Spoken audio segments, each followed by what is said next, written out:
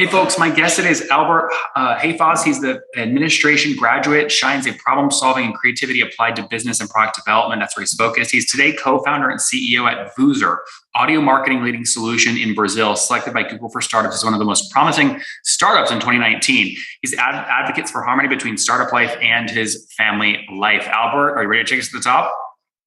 Yes, let's go. What's family life like these days? You got kiddos running around or what? Yeah, I have a kid now and a dog. Very cool. Two very important things. Very cool. All right. What's Vooozer working on? Or is this a pure play SaaS company or what? So we offer the software, an audio platform, a complete audio platform. And we also offer customer success service because our clients, they need guidance in audio marketing since it's a new strategy. And also we offer the service for professional narrations. So it's not pure SaaS. Okay. But just to give us a sense of how much SaaS last month, if you look at total revenue, what percent was SaaS would you say? I would say around 40 to 50%. Okay. So about half and half. And what is the SaaS product? If someone listening right now wants to try it, what would they be buying? Just the SaaS side. Okay. So we're built for company blogs. We're built for improving content marketing strategies. So the idea is to add a professional narration of an article right along with the article. So it's an embeddable player.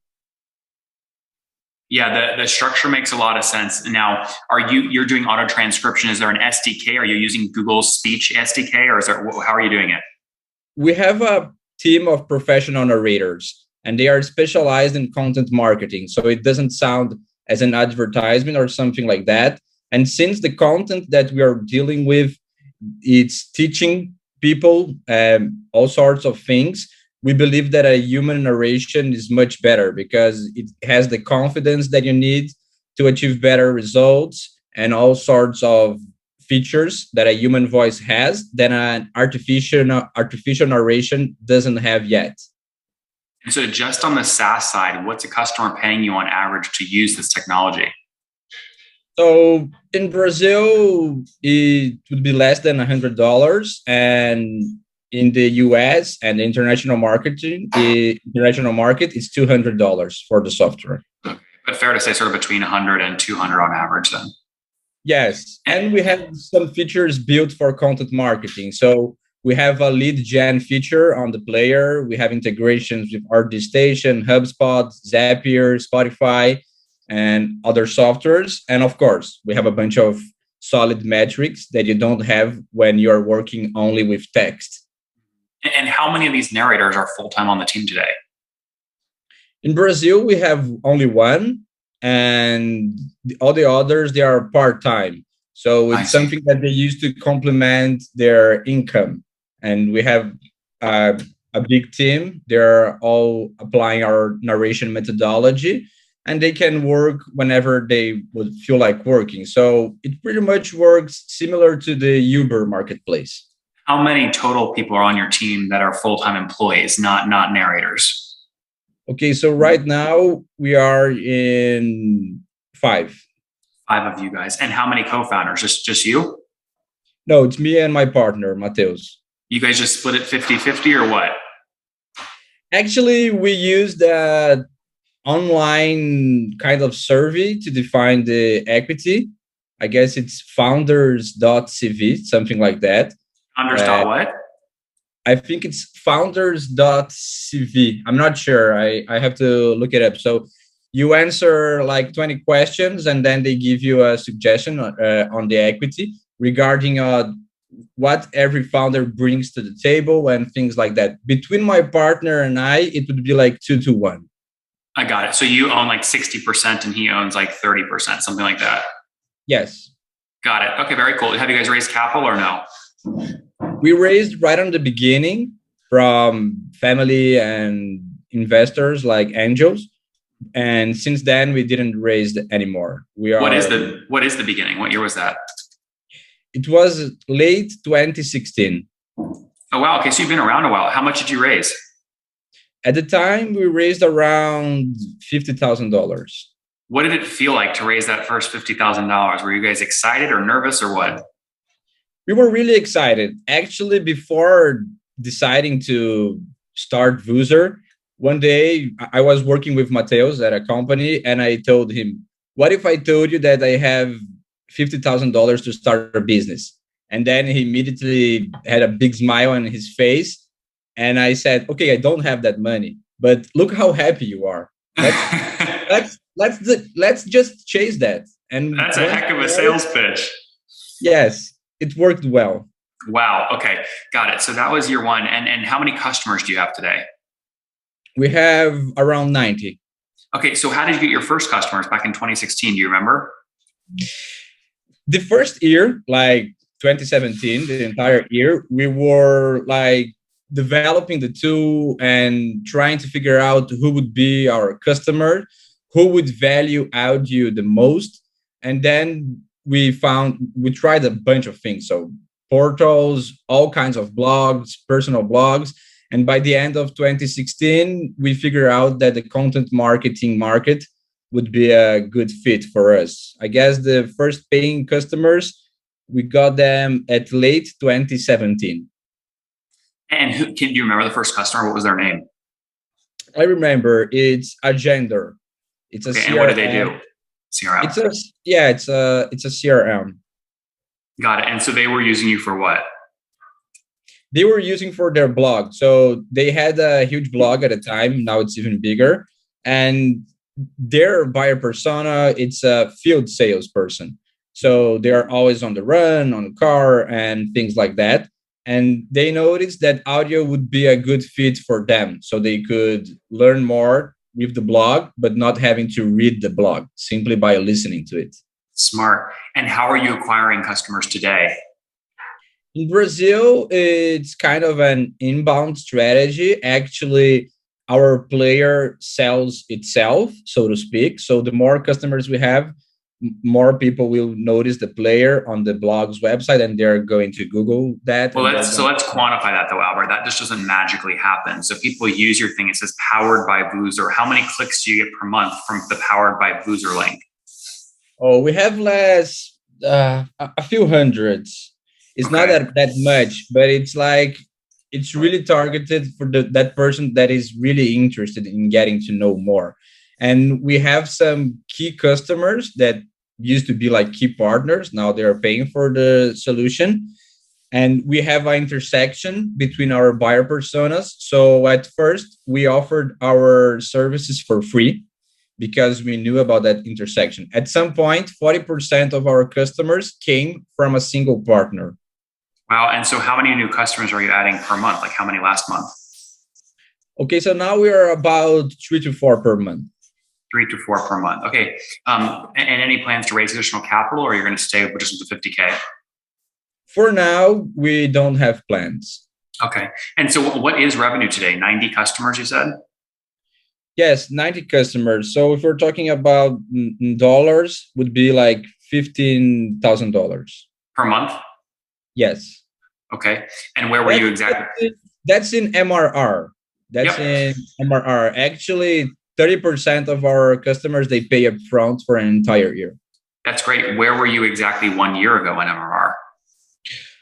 Oh, let me see. I have this number fast. We were pretty much at the same level. What happened is that when COVID, like when we started with that, we